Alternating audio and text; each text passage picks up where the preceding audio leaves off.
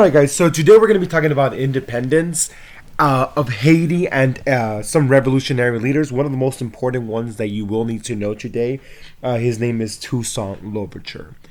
This PowerPoint is to help you guys out. This is basically the same thing we learned in class, but in case you need to hear it again or at a lower pace or to actually copying down the notes, this is what we'll be using this for.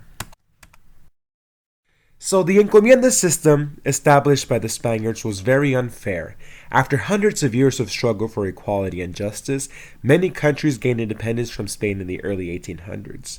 Their fight for independence was similar to America's own war for independence, which helped inspire revolutions across Central and South America. So remember, the encomienda system was a system established by the Spaniards. At the very top of this pyramid, we have the white Spaniards who had the most power, and at the very bottom, we had the slaves or the indigenous people. This system was very unfair, which caused the Mexican Revolution in the 1800s, which they won and got their independence from Spain. Very similar to this, in Central America, like in particular Haiti, they were also had this type of system. The people were fed up of being mistreated. They were fed up of not being able to do what they wanted, being told what to do, and being enslaved. So this caused them to rebel or to fight for their independence. Remember, the word independence means to get their freedom. So this is what this slide is talking about.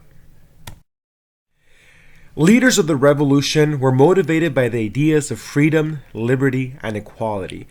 These leaders said, you know what, we're sick and tired of being told what to do. We want to have our freedom. We want to have our liberty. We want to be treated equal. There is no reason for us to be being treated unfairly mostly because of the way our skin color is. So this person, which is extremely important, and it is one of your vocabulary words, you will see him again in your biweekly and in your IA. So his name is Toussaint Louverture, who led Haiti to freedom. He was once an enslaved worker who fought not only for his own freedom, but also for the freedom of the whole country. So this guy, he was a slave. He was a slave for his whole life until one day he decided to rebel against the people, and he got his freedom. But he wasn't satisfied with only having his freedom. He wanted to have the freedom for his entire country. So he's a revolutionary leader. Again, his name is Toussaint Louverture. He is really important, so make sure you write this down on an index card, his name and what he did. American enslaved workers also attempted to lead revolts like Louverture, but while Americans were terrified of the possibility, and they went to great lengths to prevent such uprisings and quickly stop them. So African Americans in the United States were saying, you know what, hey, people in Central America like Louverture are fighting for their independence. Why don't we do that also? But white Americans were terrified. They said, you know what, we need to make sure that these people do not revolt against us. And they stopped this rebellion. So as soon as they started to see people starting to rebel against them, they would stop it quickly. Ways that they would stop it was they would torture them, they would kill them, they would take away their families. They would use fear as a way of keeping these people down so that they would not rebel against them.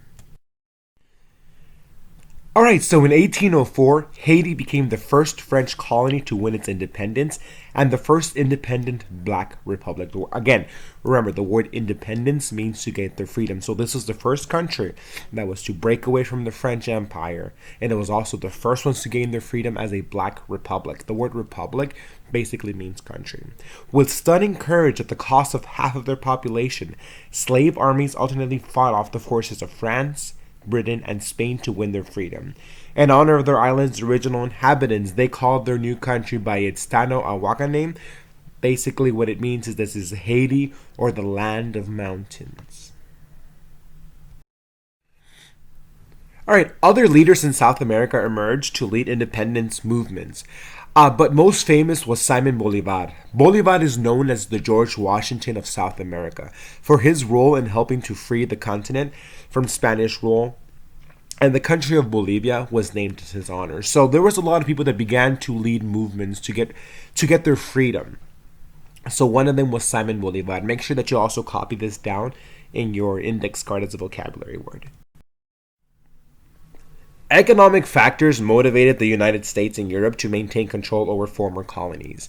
Even today, powerful European countries and America attempt to influence weaker countries to gain advantages in trade.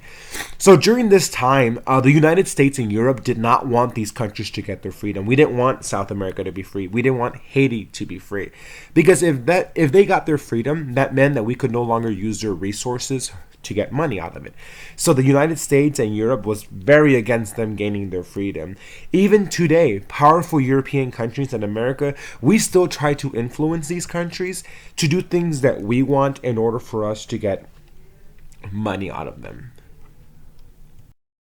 All right, guys, so that concludes today's lesson. Make sure that you guys read pages 156 and 157. You complete GeoActivity 2.3. In the textbooks, you're answering questions 1, 2, 3, and 4 and completing the timeline. That is it, guys, and I'll go ahead and see you all tomorrow.